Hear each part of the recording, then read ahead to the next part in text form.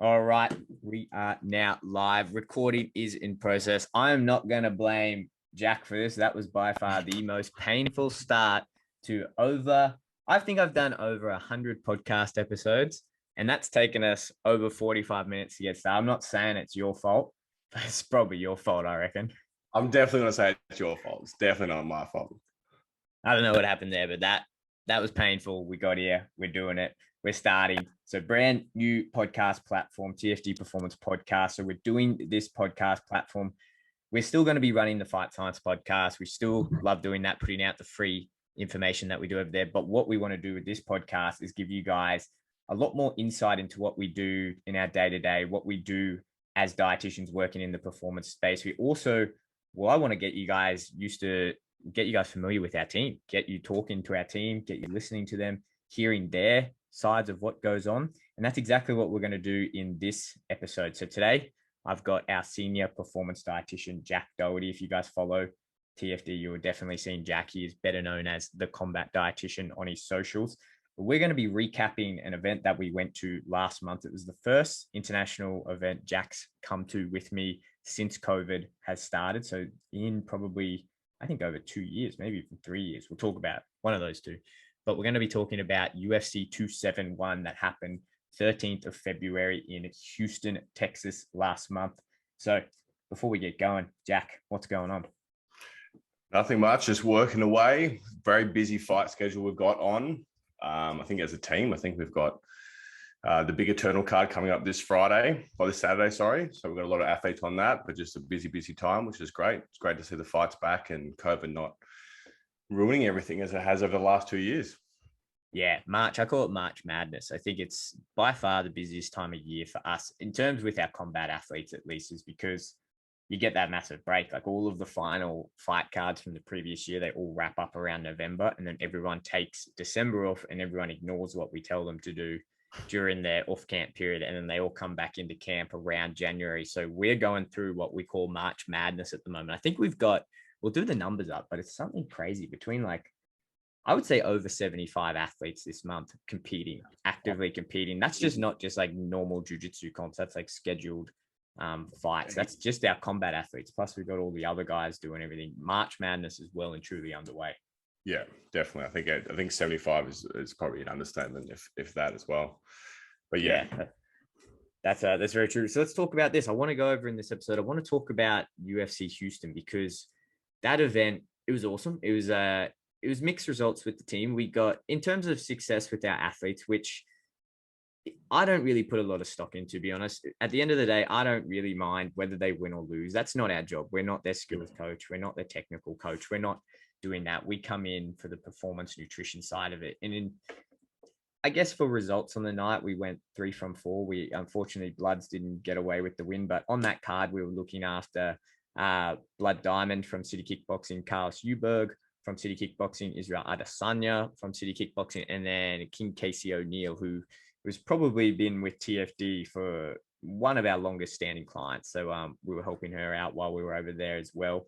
But 3 from 4 from that card. But I want to talk about what the week was, what it was like cutting weight with those guys, what it was like making weight, go through to give you guys an insight, what it's like for us when we're over there. Because it's not just like we go there and we've got a kitchen and we've got everything and the athletes are with us like all the time.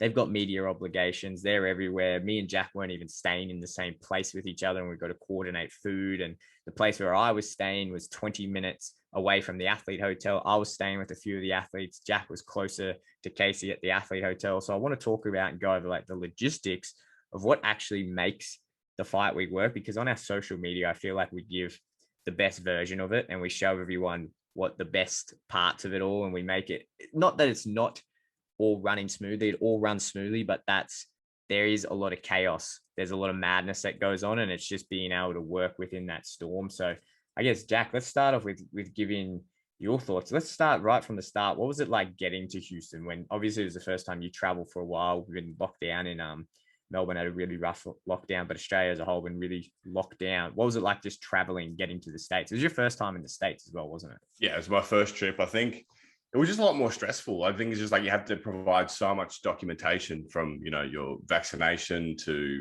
getting the PCR test before you leave.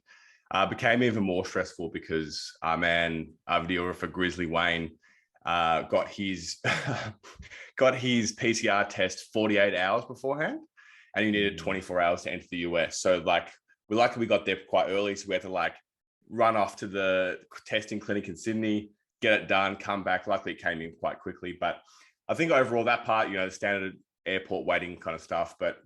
And then you get on the airplane, which I actually found was probably better because there was not many people on the plane. So we got to basically sleep the whole way, feeling fresh, got there. Obviously the transit time, we were like, I think it was like 32 hours between flying and transit. But yeah, overall, it was just a way more stressful experience. You know, the masks, people a bit on more on edge in the airport. But overall, once we got to Houston, it was smooth sailing. Yeah, the PCR thing before the flight is always changing. Like that 24-hour is only recently. So that one in February is the only time I've had to do the 24-hour. Yeah. I think I was over there, it was like 6 weeks before in December, and it wasn't the 24 hours, 48 hour.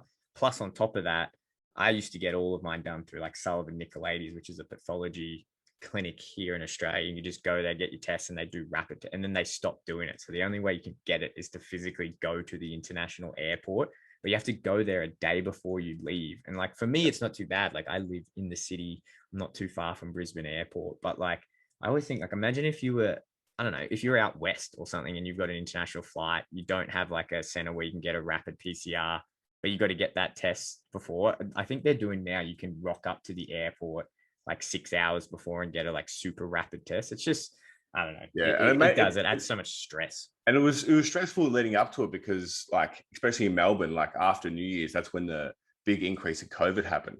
So a lot of people around me started popping for COVID. So I'm like, you know, trying to avoid social situations just so, you know, we planned this stuff. It took us, you know, a month to get the accommodation right, to, you know, do our scheduling and stuff like that. And then to worry for weeks on end about, will I get COVID just before this, or will I pop hot and not be able to go? So that was just an added stress, which for the weeks leading up to it was always on my mind.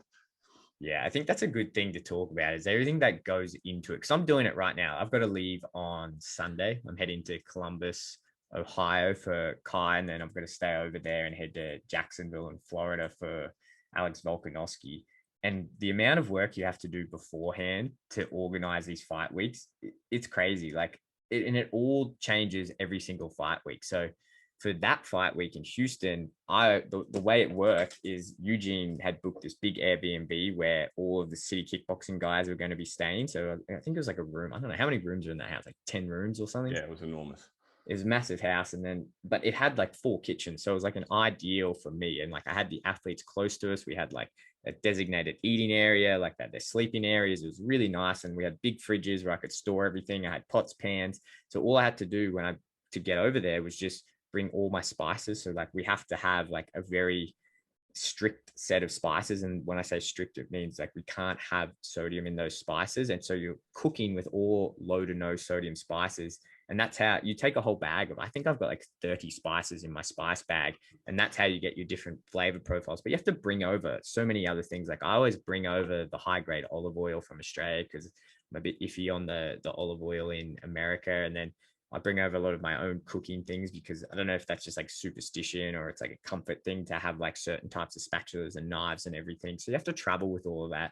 I think when I pack my bag, I'd say 85% of it is just things that I'm going to take out immediately and put on like a counter, like whether it's like a scale, whether it's the train aid that we have to take like 6 things of the containers of train aid for post-work. We have to take water bottles. You have to take the bathroom scale with you. You have to take kitchen scales. You have to take cutting boards. You have to take knives.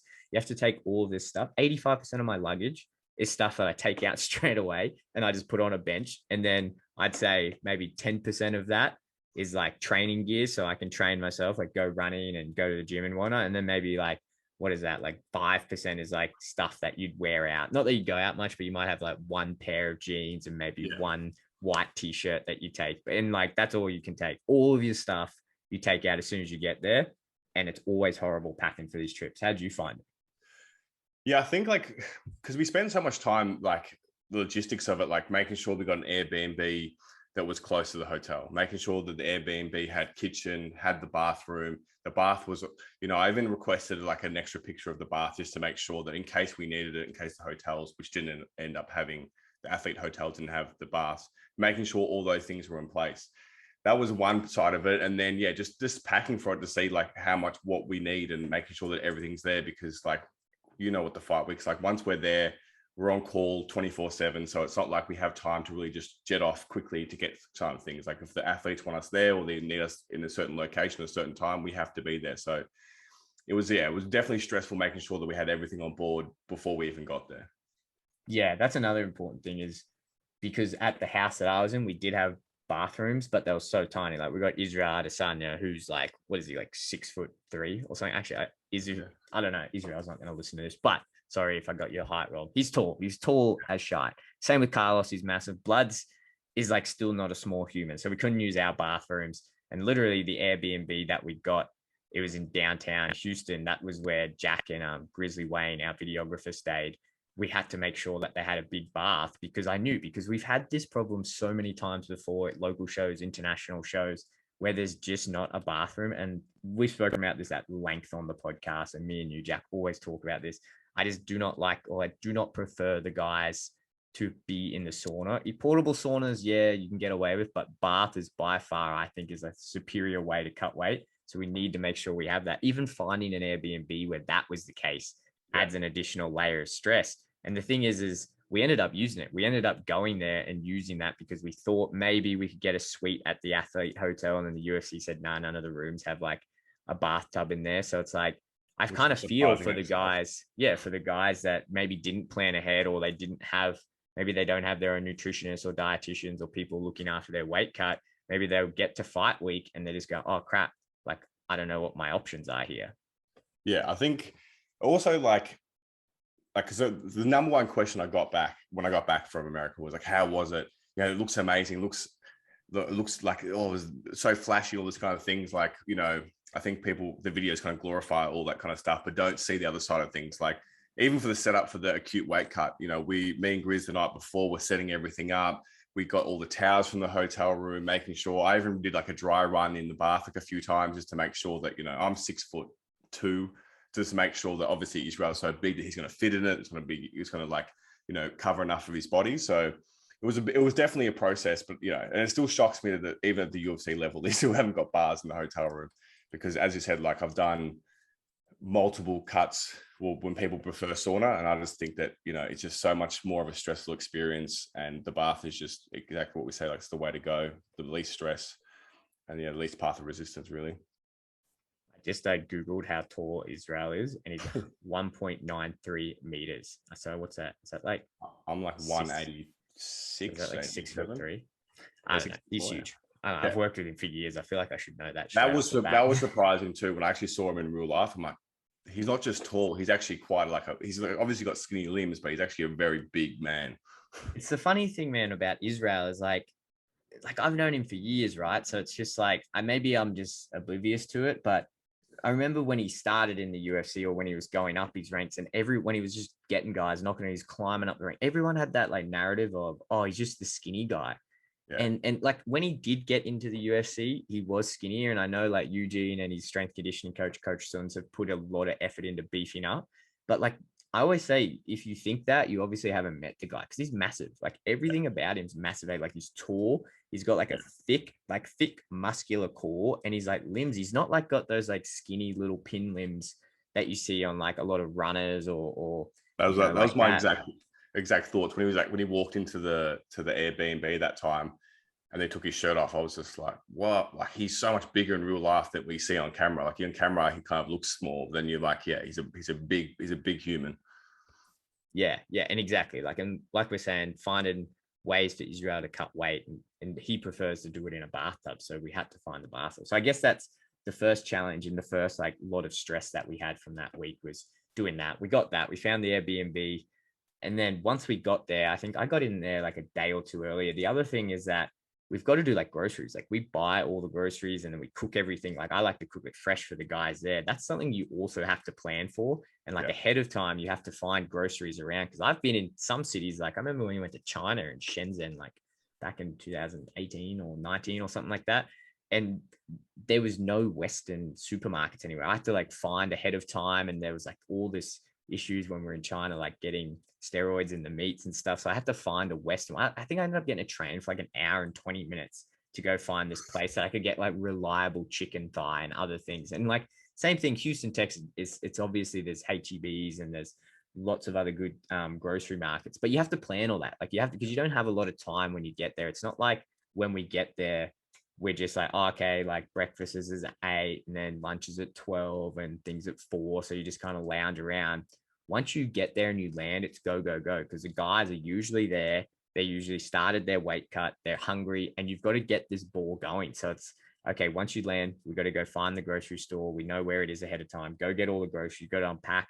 I like to prep a lot of things ahead. So just things that we'll be using a lot of, like say spice mixes, getting all the different spice mixes. So you have like 12 different containers of spice mix. If you have different sauce combinations that you're making, like making up the sauces from hand. If you prep, like you can prep all your meat, like cut it up and then make sure it's there. So you don't have to spend time cutting it. So you're chucking it in there. And then obviously you have a plan with everything that you want to feed the guys, but it's all in flux. Like I could rock up there and then say Israel or Carlos or Bloods or Casey or someone messages me and they go, hey, I'm actually heavier than what, or lighter. And you've got to adjust your plan to be able to feed them. So as soon as you land, it's kind of like go, go, go. And I think that's something that a lot of people don't realize. And again, like we do glorify it. That's social media, cat's out of the bag. Like we do glorify it for social media. Yeah. What was your thoughts? And we've done a couple fight weeks, I guess in general, what are your thoughts of the pace and the actual workload when it comes to these fight weeks? Because like I said, I feel like a lot of people think, oh yeah, maybe you're just like sleeping in, waking up, cooking on breakfast, lounging around, hanging out in the sun, and then making them lunch. But what were your thoughts of what the workload is actually like? Yeah, I think like personally, when I work with guys, like we provide like a fight week plan, like and protocols and so forth. But like we check in every day to see how we're tracking, right? So it's always adjusting if we need to adjust. So when we got there, it was like exemplified to the max. Like, you know, Casey wakes up at one time, Blood's another, Israel another. So what you have to do is it's not like you just get up, you cook a group meal, you serve it and we're gone. It's just like you have to be like, we're up at like 5 every morning waiting for those texts. You were at the house, so you'd be like, I was waiting for your text, or call back Jack, go do this, go drop this off to Casey. Can you make her these meals? So the workload is like, it was heavy just because of the timings, just because you have to be available at any one point. Like there was a point, probably the day before weigh-ins for Casey. It was like 11:30 at night, and you called me and it's like, oh, you have to go drop off some food to Casey. So like that's the thing, like we're probably sleeping 4 or 5 hours max a night, if that, if you don't include the stress that we go through, it stops us from sleeping. But yeah, just like being on call all the time. It's you know, it may not seem like on the cameras what you see is like it's not a stressful experience. It's just a bit of cooking, a bit of delivering, but it's just about being like on top of everything for the athletes, being available for yourself in my case, and also available for the athletes whenever they need. Because Casey would message me, oh, I'm hungry or something like that. So we'd have to like make sure that it was timely. It was, you know, it was tasty as well. That's a big thing. So yeah, I think the workload is something that not many people see behind the scenes. And it's something that obviously, if you see our faces after that week, we look like we've aged about 10 years. So yeah, it's a heavy load. That's a good point, eh? And I think that's the thing. And I had Dr. Ian Dunnican on yesterday talking about the importance of sleep. And Ian has helped us a lot with this and given me a lot of guidance, because the thing is, during this fight week, you obviously we're traveling overseas. So we've got the challenge of jet lag, and the guys have sleep strategies, and you want to get them back into their routine as fast as possible. You want to allow their body to get back into their natural cycle as fast as possible. And obviously we spend a bit of time, get there early. That's why we do that. But to give people an idea of what breakfast time is like, for example, so Carlos woke up at 5, he'd meditate, and then he'd eat about 5:30 to 6. Bloods would always be up at 7:30, and then would eat around that time. Casey, who was at the hotel closer to where you were, was up and would up about 8:30, would eat about 9 a.m. And then Israel, he's definitely like a night owl. His sleeping pattern is he's up late and he sleeps in. So he doesn't get up until 10:30, 10, maybe anywhere between 10 a.m. and 11 a.m. That's always been his natural cycle. So obviously he's eating breakfast later. So just from that, you've got to be ready to go for breakfast, like up ready to go from anywhere between 5 and 11 a.m. And that's just the breakfast. And then by the time you give up Israel's breakfast, it's 11. Carlos has already had a snack 2 hours before it, like 8, 9 a.m. And then he's getting ready to get lunch. So he's getting ready to get lunch. And so you're starting to get ready that lunch. And then Bloods is an hour or two later, he's got to eat lunch. So it's not like we're sitting down just doing these group meals, is because you've got to get them eating at very particular times. And you want to do the same thing that we do during camp, like pace that protein throughout the day to help their satiation. So it's constantly like we talk about the workload.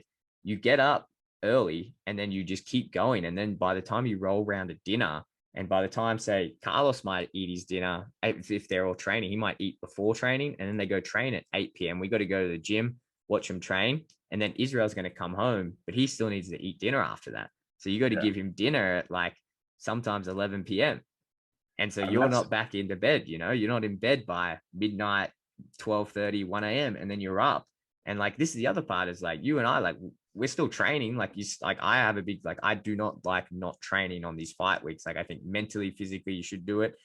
The thing is just like to fit that in. Yeah, you're probably getting up at 3:30, 4 a.m. Is it ideal? Absolutely not. Like you have sleep experts here listening to this. And I just spoke to Ian yesterday. It's absolutely not ideal.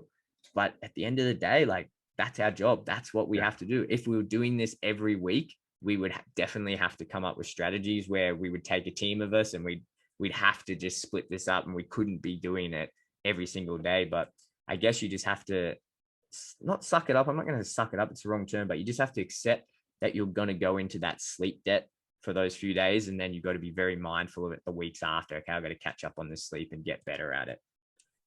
Yeah, 100%. I think, well, me and Grizz would go train, but we'd have a phone on us all the time, and then like we'd have to run off quickly. And as you said, like you were prepared, with the plan. We were prepared at the start of the week, but then like for instance, on the Thursday, Casey wakes up a bit closer to weight, and we had to go, okay, well then we need to give her extra food, and in that case it was pancakes. So we had to like drive to Whole Foods, get some good pancake mix, come back, make it, and that was completely not the plans because she progressed so well throughout the fight week. So it was just the thing of just being constantly on the move, and because we didn't have a car, so we'd have to like Uber everywhere, make sure that was all on time, and just I think lack of sleep, making sure we're keeping everyone happy. But yeah, again, that's just our job, and I think that's what was not seen from behind the scenes. It was like we do work a lot more than just the weight cuts or the cooking on those weeks, for sure. Yeah, and the sleep deprivation is a real thing, like because you can feel it. Like I think it's a balancing act, like a fine balancing act. And I think there is some systems, obviously, when you're sleep deprived and you're dealing with these stress, it's like that fight or flight response where you probably do get the, adrenaline dump through your body, and it kind of makes you hyper vigilant, hyper aware, and you can ride that wave for a little bit, but it does take its toll. Like you can only do that in the very short term. And by the end of the week, this is the craziest thing about these weight cuts. And you know what? It's probably an issue that if these weeks continue to be as frequent as they are, that like as a team, we'll definitely need to address and maybe like rotate people between these weeks. But that decision making is hugely important as you get to the back end of the week, like your decision making, what you do with these guys, because that's the whole reason of having us there in person. It's like we can give guys plans, but the plans are just words on a piece of paper. It's what you do with them. It's a dynamic moving system. Like your nutrition plan should work with your physiology, and your physiology is dynamic and always moving.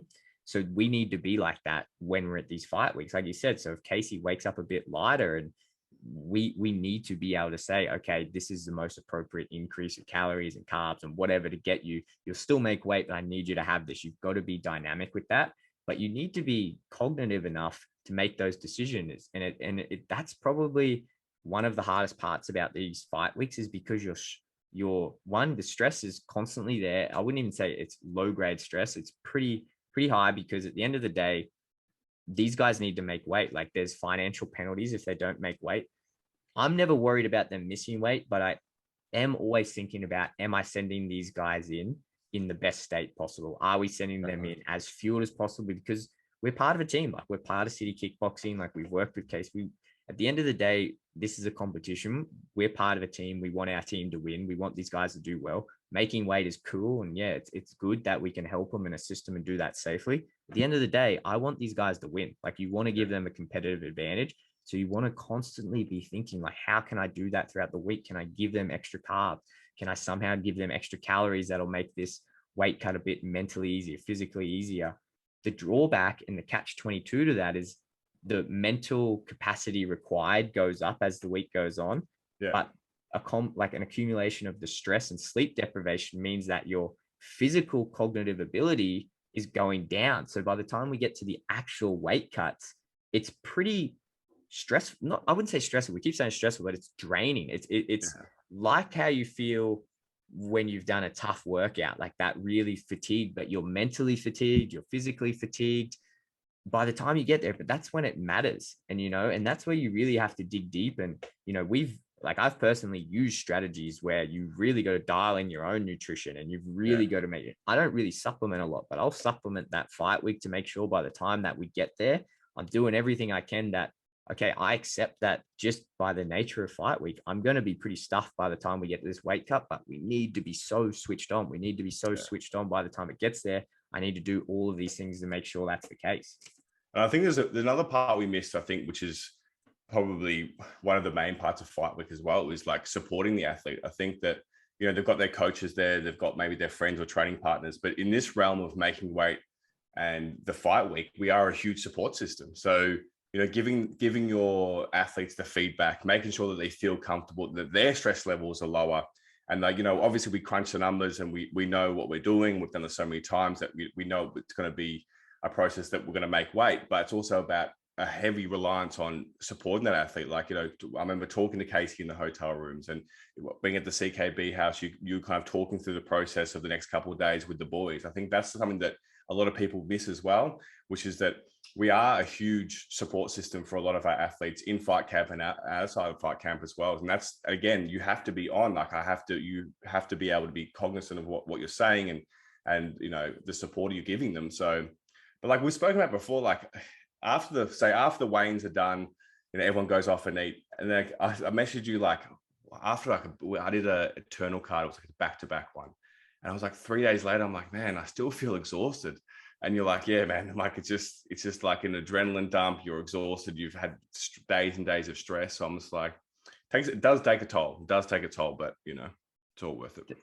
That's one of the biggest things I think as a job, what we do is that alleviation of stress. And I know we're saying stress like it's a buzzword in this, but it's plays such a huge role. Like obviously we're going through it and it's probably not the best thing for our bodies. But if you think of these athletes making weight, and I'm going to do a whole episode about why stress is so detrimental when you're trying to make weight. But one of the biggest reasons is just simple physiology, the role that cortisol has on aldosterone and the way that it makes the body retain fluid.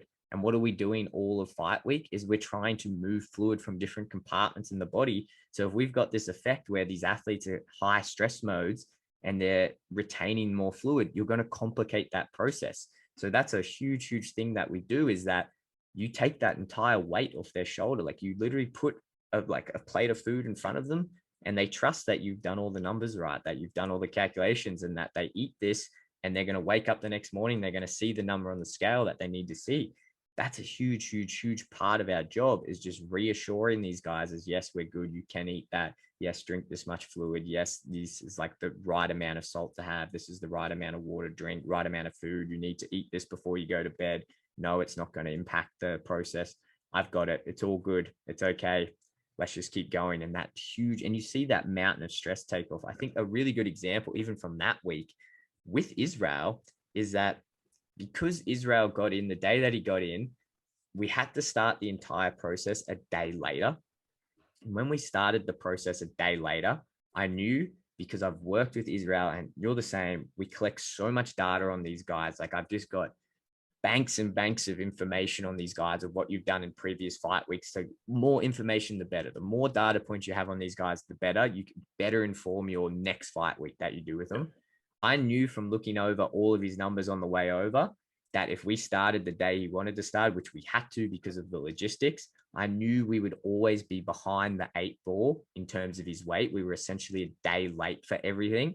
And I know we've done that once before. So I knew that there's a workaround that we could adjust the numbers on one particular day. On the Thursday of the fight week, we just had to change the meal timing and then change what we did with the workout when we started the rapid weight loss phase and the final sweat phase. I know because we've done that before, but I knew mentally there was going to be some drag because Israel on the scale would be seeing this number. And I knew that was a conversation I had to keep having with him each week. Hey, trust the numbers, trust the numbers, trust me that I know the numbers and that each day we're hitting the right number, even though this is probably a day behind what we're used to. Trust me, we've got it worked out. We've done it before. And he even said, like, I remember the night when it came to Thursday and he woke up a bit heavier on that Thursday. That night when we were leaving the gym and his weight went to exactly where we needed to be and he hit within 100 grams of that number in the car. He was even saying, like, man, thanks so much. Like, that put my mind at ease. Yeah. You telling me that, and like, I've just got to trust the numbers. Like, I trust you that you know the numbers, and you just got to trust the process and trust that we know what we're doing. And relieving that stress is such a huge part of this process. And I think another unique part of this whole process is that the acute weight cut, because we work with so many guys and everyone has so much different personalities, that it's very important to like really understand what, that person and like what makes them at ease and what makes them like their stress levels decrease. Because, you might have 2 or 3 weight cuts in a day and everything like something different. Like I have guys who like to play loud music. I've got guys who don't like to play, they like to be in silence. Some guys like to have a conversation with you. So it depends. You've got to be really aware of what they're kind of wanting in this support system. I think that's what's really good about the fact that we work with these guys for such a long period of time, because you become almost, if not friends with these guys who have that trust for you and understanding what they need and understanding that acute weight phase, because it's not easy for anyone. Like even if it's a small amount, it's still a discomfort. And to understand someone and their needs and how to make that process as easy as possible just makes the whole process so much easier. Yeah. The final rapid weight loss is an interesting process. And I think it's one that's not spoken about enough. And I understand, I have this conversation all the time with like other researchers around the world and other colleagues that we work with. It's something that I feel like needs to be spoken about more, because if you do everything right, like in the acute weight loss with the fight week and everything, and then with the fight camp, you do all that nutrition, that rapid weight loss phase or the weight cut, as the guys call it, doesn't have to be so dangerous. And once you've got all of these other things lined up, you can actually move quite a lot of weight. Like you can very easily move between 6 and, that entire week very comfortably up to 10%. But in that final phase, you can even, 5%, but even 6% if you've done it right and you know what you're doing. And then the next layer on top of all of that, which you can't get to unless you understand how to do all of the other things right. The other layer on top of it is like what you're saying, is the personalization. What music does this guy like listening to? When is it time to talk? And when is it time to just sit there and shut up? When is it time that I know that they're struggling? I need to talk them through their coping mechanism, whether that coping mechanism is breathing, whether that coping mechanism is me just telling them their favorite quote, motivational quote, whether that's me talking about their family, their kids, whatever it is. You need to know that athlete. And that's where it again, the stress of it all, when you know how to level down that stress, because it's a pretty stressful thing you're putting the body through. And we always say it, you want to get the body through it through the path of least resistance, because there's a million different ways you can do it and you can make that weight, but we want to get it in the most easy, simple, least stressful, least harmful way on their body. And adding that extra layer to it, it makes, like you saw with Bloods, like Bloods has been notorious for doing pretty bad weight cuts. And before I started working with him, even the first time I worked with him a few years ago, it was one of the worst weight cuts I've ever been a part of. And he's gotten so much better. But a lot of that to do is not necessarily just the numbers. Like he can hit the numbers. It's all the mental side of it. It's getting the mental side of it and putting his mind at ease and him giving up that trust to us and being like, okay, this is right. I feel like once we broke that barrier with Bloods, that's when, and you saw it in person, like when we made that weight, just how happy he was, how surprised he was, because it was the best one yet. But we knew, like from what I've done with him in the past, what to say, when, and how to get him going and how to push him a little bit. And he was fine. Like I've seen that guy after weight cuts years ago, before we started working. The first time I ever saw him, it was terrifying. I was like, this should not be happening. So to see him go from that to that is just massive. But yes, he got the numbers right and he followed the diet perfectly through fight camp, did the fight week. And then I think it's all those other things though. And the stress alleviation is a huge part of it, of how these guys feel once they finally make the weight. Yeah. One of my guys in Melbourne just calls it like when I rock up to say with the gym or the house, we're cutting weight, he's just like take over. He's like, I don't want to think. I know you know what you're doing. Just take over. And that's what the whole thing is. I'm taking a whole load of him worrying about how many he's losing per round, all those kind of things. I'm just taking over that. And because I know him so well, I know a lot of my guys so well, I can just do the right things. I play a bit of music, have a slight conversation, make sure no one's in the room that annoys them, and doing all those kind of things. So the personalization, I think, is one of the most important things on top of everything else we do as the pillars of our work. Yeah, absolutely. I think taking away that stress is just so important. It's something that is not spoken about enough. It's not spoken about enough. And I think that's something if people who want to get into this field, if you want to get into it, it's something that I can't encourage you enough, is getting to know your athlete. And obviously you're going to have a good relationship with your athlete just doing what we do. You're going to be talking to them every day. You have to speak to them every day. You have to be willing to adjust things on the fly, but really getting to know your athlete and getting to understand what makes them tick and what doesn't, and what you have to say to keep them going. Because at the end of the day, it makes a huge difference. And cutting weight can be very dangerous, but once you know what you're doing, you kind of take away that risk. Then you can start, okay, the actual cut itself, like I don't care what anyone says, like no matter how good we are, anyone who's done it will understand, like once you're sweating and you're cutting like that weight, it's not fun. Like it's not fun. No, it's like sitting in a tub and sweating out and then being in the wraps and whatever.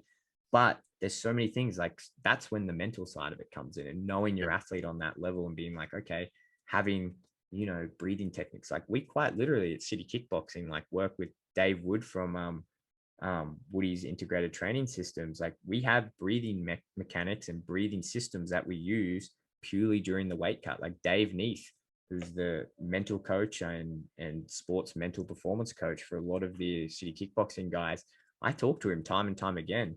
What type of things are making them click? Like obviously you don't get too deep into what they're doing, but me and Neathy, like we have a strategy that we use that I know will make these guys tick.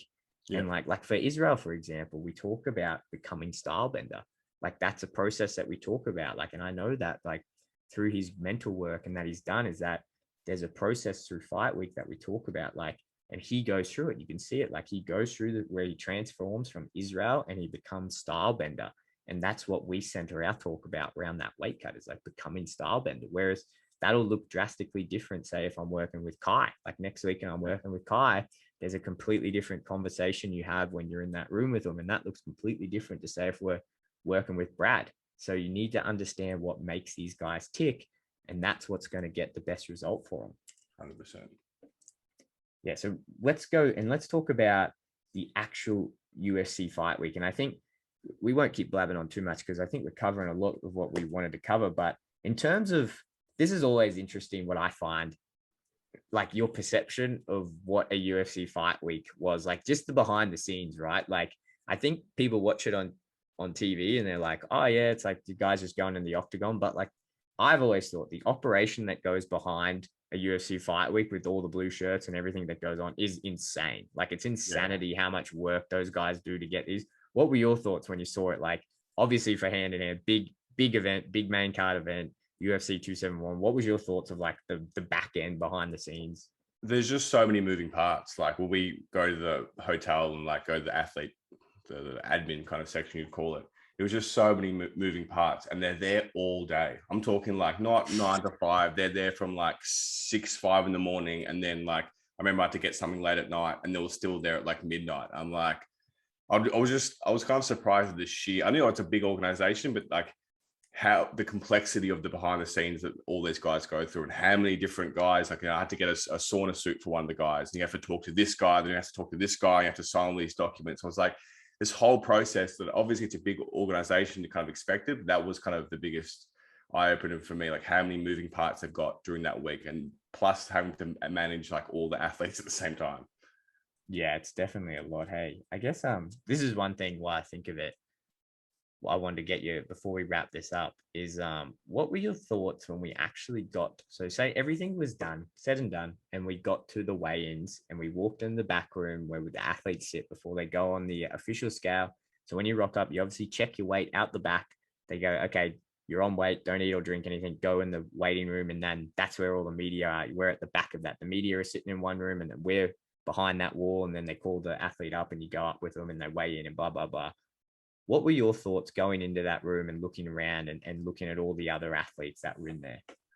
Because you came a bit later. I went with Bloods and Carlos, and obviously they were both in great nick. They looked well. We did the little pre-weight check on point. Everyone's happy. Walk out the back. We're all sitting there having a chat, and then people started to stream in because we were probably the first in there, to be honest. And then people started to stream in. I saw one athlete, a female athlete, come in, and she was like basically shaking. Like she sat behind us. I could see her, like her hands jittering.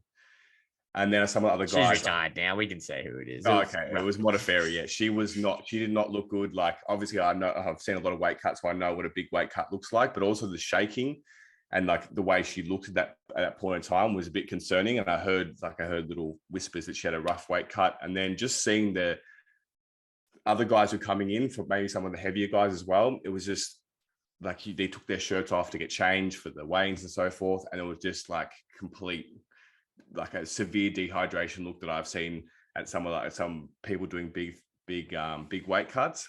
And I was shocked. I'm like, at this level, this amount of information, the amount of support they get from the UFC as well, like it's still happening. These like drastic weight cuts are still happening. That was surprising because our guys obviously did cut weight and no one looks fantastic cutting weight, but by far looked a lot healthier, a lot more lively, talking to people where the other guys were literally sitting there with like their hoods on, looking like they were in actual pain. So that was like the most kind of like eye-opening thing. I know on the biggest stage, people think that cutting heaps of weight is an advantage, but just seeing how unwell that some of these guys looked, I won't name names, but seeing how unwell they looked was kind of a big shock to me, because I thought that, you know, at the local level, a lot of people can't afford to use like, you know, nutritionists or people to help them.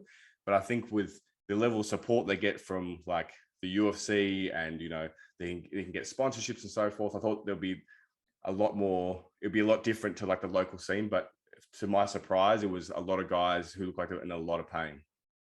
Yeah, and we won't go on this too much because we're going to do a whole podcast episode about this and what really drives change in this. But I always find that it's interesting because I find in our little part of the world, I think, and I'm not tooting TFD's horn too much, but I think we've made a fairly decent impact within Australia and New Zealand. And that's not necessarily because of TFD, because of me, you, Ryan, or Loz, or anyone else on the TFD team. It's because of the athletes we have. It's because of guys like Israel Adesanya, Alexander Volkanovski, Kai Kara-France, Brad Quake-Waddell, Dan Hooker. It's all these guys that we have that younger people will look up to. And like you said, we know these guys. We've worked with them for years and years and years. They've seen the benefits of not cutting a lot of weight and doing it better. So it's just natural that they talk about it and that we talk about it, and then the younger people see it. And so our local shows, like, it's pretty rare, like one off every now and then there are pockets of pretty crappy actions that are still going on in the Australian New Zealand team. But for the most part, I feel like there's been a really positive change in the culture of and the perceptions of cutting weight, purely because of those top level guys speaking out about it. And I always find it so interesting when we go to America, where the culture is so different, where they have that heavy wrestling culture. And a lot of the guys in MMA are in wrestling and they've grown up doing these crappy weight cuts. And like you said, a lot of them don't have their own nutritionist, or the nutritionist might not be as well educated. And you see it, like you see it in action, what that effect has. And you see these guys rocking up thinking that it's like a cool thing to do, or like, oh yeah, I just cut all this weight, and they look like a bag of dicks, for lack of a better term. They look terrible. Like they look absolutely terrible. And it blows my mind considering that every UFC athlete has access to, say, the UFC Performance Institute, and guys like Charles Stuhl, who continues to teach me things to this day. Yeah. He's probably one of the best practitioners on planet Earth when it comes to combat sports nutrition, and UFC athletes have access to him for free and they won't use him. And it blows my mind. Look at the elation. Like, obviously Blood's done bad weight cuts. This one was smooth sailing. The elation on his face when he made weight and gave you that hug, just the difference of how he felt. Like, yeah, he's been in this combat sport world for a long time, and just to see that in his face, and like, obviously I kept asking the back of, how you feeling? You all good? He's like, yeah, I feel really good. Like I feel fine. Like, I just want to get rehydrated, of course. but just that difference in the way that way they felt. Like Carlos was laughing, we were joking around, and then as soon as they were rehydrated, like after the first few drinks and had a bit of food, they were like looked like they were back to normal. Like it was great to see where some other people just looked a bit rough. I think that was the most surprising thing for me in that last couple of days. It was just seeing that these high level athletes still struggle or still doing extreme things that we probably wouldn't recommend. Yeah. Okay. I think we need to wrap this up. I'm going to wrap this up with one last question, and we'll make it quick. What do you think we could do better, or what do you think you'd learned that you would do better for the next fight week that we do, which probably could be closer to home? I don't know if we're meant to say that, but could be closer to home sooner than what we think. What do you think we could do better? I just think that we just refine the logistics of everything. I know it's not always up to us, but having that logistics, being able to deliver that food, and having those kind of, not that we weren't organized, but just to have that kind of like solid place that we're staying at, a kind of home base, a bit more support just in terms of dropping stuff off. When me and you are under such high demand, sometimes it's hard to do those things, everything at once. So I just think it's just logistics, a bit more support. And I think once we're in Australia and Melbourne, Australia or Perth, maybe the next one, that we'll have that support. And I think that's just going to make it even better. Yeah, couldn't agree more. I think you got to always be reflecting and going back. Even if we had, like, I feel like that was the best fight week I've been a part of. Like, that was so good. Like, everything a part of it was really, really good. Like, I was super happy with how everyone went, but you can always do better. You can always do better. I think that's just like the nature of sports and the nature of elite level sport. Once you get comfortable, the person behind is going to run. I think that's why myself and yourself, we're always, people see the successes of what we've done so far, but I think that what they don't see behind the scenes is us always trying to level up. Like we've got the science and the protocols down pat, but can we make it better? Can we make it easier? Can we actually level up as ourselves as practitioners? Yeah, absolutely. Couldn't agree more. Well, let's call that there. That's cool. I like that recap. We're going to do these more often. I'm going to do it again once I get back from Columbus, and then once I get back from Jacksonville. I might even get Jack to come back on. We'll do another recap, but let me know what you guys think. If you guys like this type of content, let us know, comment, shoot us a message. If you want to hear more about this fight weeks, the ins and outs of fight weeks, and really getting into the dirty depths of everything that we do. If there's anything in particular you guys want to hear, or any questions that you have, feel free to shoot us an answer. But other than that, that's the UFC Houston UFC 271 recap episode. All right, Jack, we've got plenty of work to do. We should get back to work now. Thanks, guys.